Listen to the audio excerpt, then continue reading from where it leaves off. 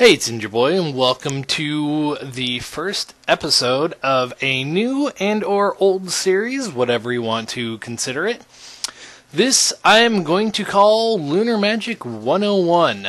This is a series where I'm going to go over the basics of Lunar Magic, and over time get a little bit more and more advanced in it. So, first off, I have Lunar Magic open, but you will want to go and find a copy of a clean Super Mario World .smc ROM. I have just renamed mine to Lunar Magic 101 or LM 101 to make it easier on myself. But the reason why I'm saying a .smc file is a lot of places are changing format from SMC to SFC, standing for Super Famicom. And the reason for that is it's a bit more correct in the file dump. But most ROMs and patches, well, not ROMs, but patches you can get around the internet are run on a SMC file, and they are not compatible between the two. So I wanted to point that out right now. You'll want a Super Mario World .smc file. After you have it, you can open it in Lunar Magic. When you open it, you can go to Open ROM and go to your folder and just open it in there. Or you can set it up that you can go to Properties or Open With, and it will give you the correct program. Well, now that you have it open, hopefully, this is the screen you'll come up on. It is level 105. It is the default screen. I don't know why 105 is the default screen, other than it's, besides Yoshi's House, technically level 1 of the original Super Mario World. That being said, what you want to do first, probably everyone, is you want just to let the creative juices come out and just edit away and make whatever you want. My suggestion when you first start hacking is just mess around with what is in a level, see what you can create. Most likely, the only people you probably should let play it is, yourself, maybe a friend who got into it, and you're like, oh, hey, look what I did, and just, go back and forth and mess around with it. If you make something and send it to someone, myself, or any other person that reviews or plays ROM hacks, be prepared to be shot down if all you did was take this thing and move it over a few blocks and said, oh, look what I did. So, there's always an exception to the rule, but what I try and push and let people know is you usually do not want to send out your very first ROM hack. Generally, it does not go over very well. That is what I've learned, what I've told people. Generally a better idea to keep it to yourself and use it as a reference, or even put it up on Super Mario World Central in the hack in progress thread, or even just the hack question hacked in progress, whatever that one is. I can't remember the name off the top of my head, but just ask advice and be like, this is what I did, what would you suggest I do from here? So here are the basics. Once you have the program open, it's just a simple left click on an object, right click will duplicate it, you select and hit delete, it will make it go away. You have Add Objects window, which you can open up right here. And this will give you basic objects to add into the game, like coins. When you paste them in, you just select it, you right click in the main screen, and it will paste it in.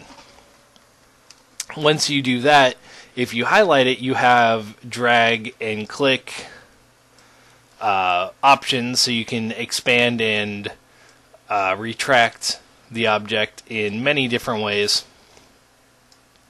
I'm just going to grab a row and put it right there. Another thing that was added recently, which I would have had this out sooner if it wasn't for this, you have this nice little button right here, Zoom X2. This zooms in. It is a feature that was added, extremely helpful feature, and I believe you can toggle it by, yes, F10. F10 will toggle that on and off. To be honest, before that was implemented, I have a magnifier on my mouse, and I don't know if that will show in Camtasia, but I can zoom in on stuff and zoom out a little bit, zoom in really far. But with the 2x zoom, that doesn't make it unneeded, for me anyway, but makes it a whole lot easier to work with. So I would suggest doing that too if you're having a hard time seeing something. You're like, well, did I get that right? Just zoom in and be like, oh, yeah, I did that right. So now we have that done. You know, left click to move objects, right click to paste them. Let's move on to some of the other stuff. So just like objects, you have sprites. You have the sprite edit mode right here, and then the sprite window. So you have to be in the edit mode to use the window and add in sprites. You can, hotkey is escape, will switch between layers. So the ground layer, which is layer 1, layer 2 if it is enabled, and then the sprite edit mode is your last layer. So you can just go through and you have all your different sprites here. And I accidentally expanded my window. Does that? Yeah, that does. So you have your sprites, and just like the add objects window, which I didn't go over, you have a drop down menu which has tileset specific, and over here you have tileset specific. These ones will have glitch graphics unless they're a sprite that exists for this particular level.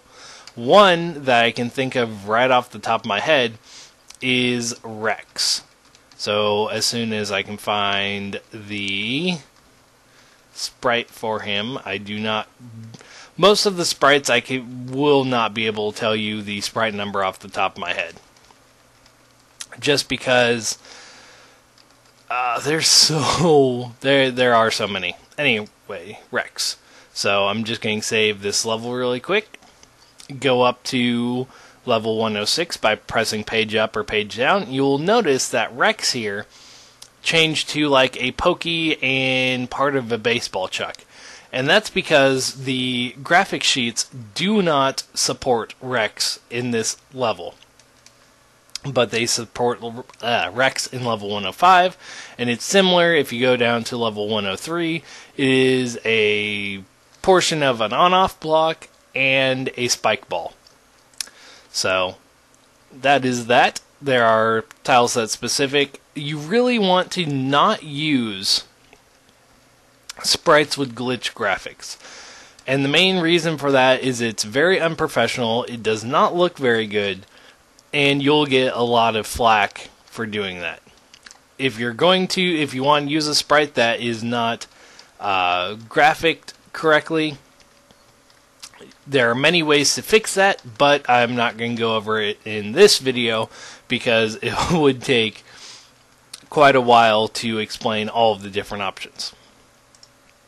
There's also special commands and generators, which are pretty self-explanatory.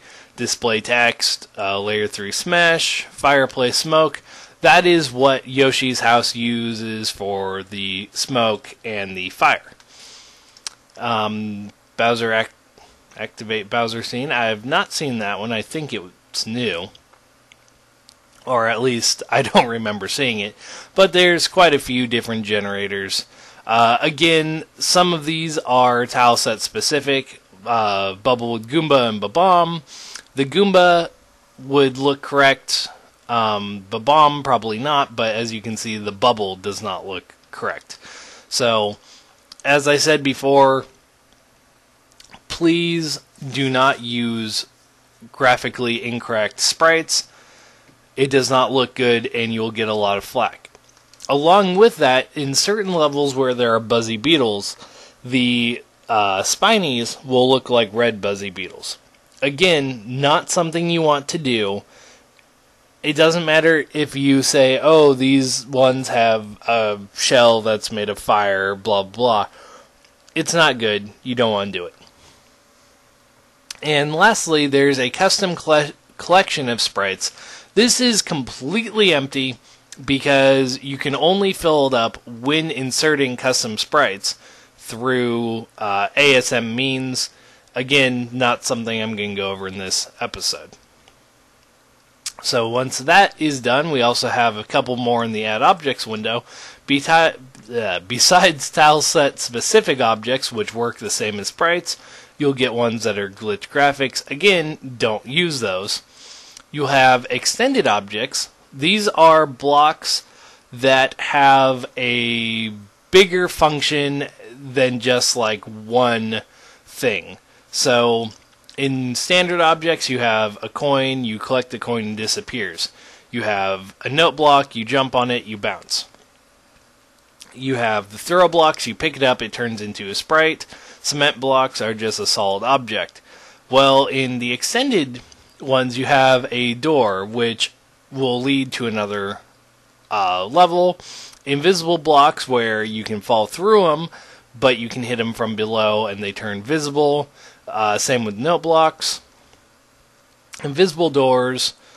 So, all of these. Plus, if you use, say, the 3-up moon from the extended objects, once you collect that moon, it will not come back. So, you will want to use the 3-up moon and the Yoshi coins that are in the extended object window over anywhere else.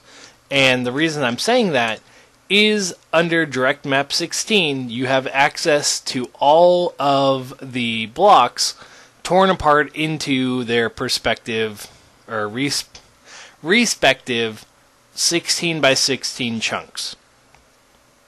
So you have ground corner here, ground side, ledges, all of that. Because if you go to the standard objects and you go down, you can see you have the ledge and top corner in different ways, but in the Direct Map 16 you have those all separated, kind of like all the slopes, the pipes, and all of that.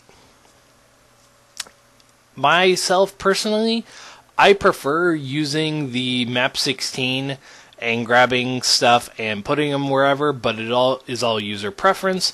I would suggest when first learning Lunar Magic and Mario hacking in general, use the standard object window to go through, find what you want, and you can still use the expand function.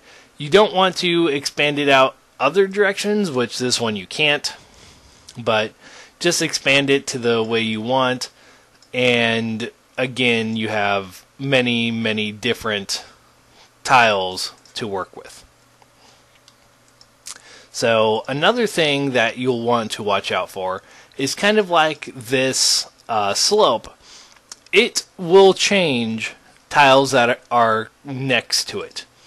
So if you look, if I put the slope right here, it matches up with this other slope perfectly. But if I move it over one, it creates a cutoff chunk right there.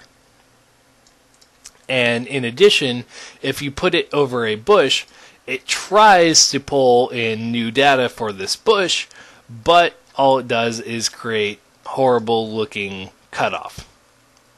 So if you're going to put down a ledge or something like this, make sure that if you put it in an area like this, you can either make it look good or just delete the bush that was behind it.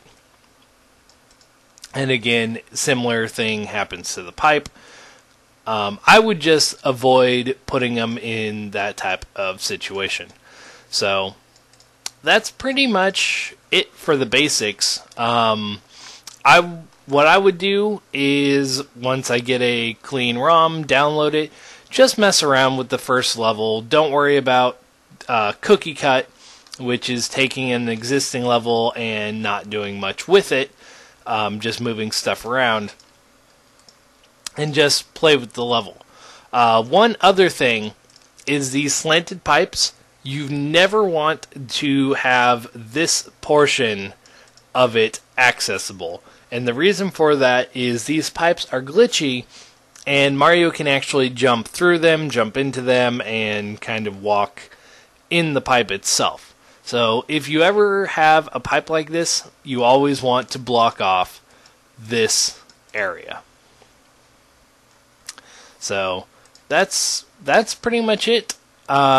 Just go through, have fun, make sure that if you're changing something and you like what you have and you want other people to see it, make sure that you can handle getting feedback of any sort.